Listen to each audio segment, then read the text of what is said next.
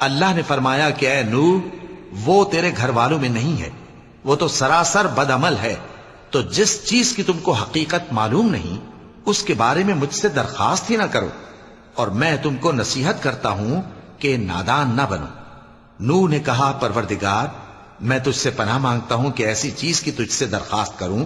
جس کی حقیقت مجھے معلوم نہیں،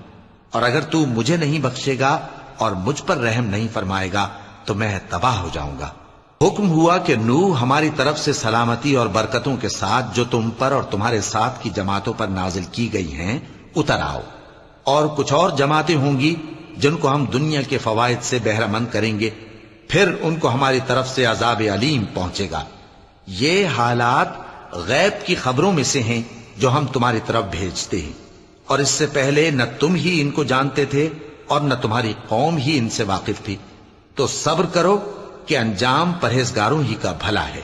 اور ہم نے قوم عاد کی طرف ان کے بھائی ہود کو بھیجا، انہوں نے کہا اے میری قوم اللہ ہی کی عبادت کرو، اس کے سوا تمہارا کوئی معبود نہیں، تم شرک کر کے اللہ پر محض بہتان باندھتے ہو۔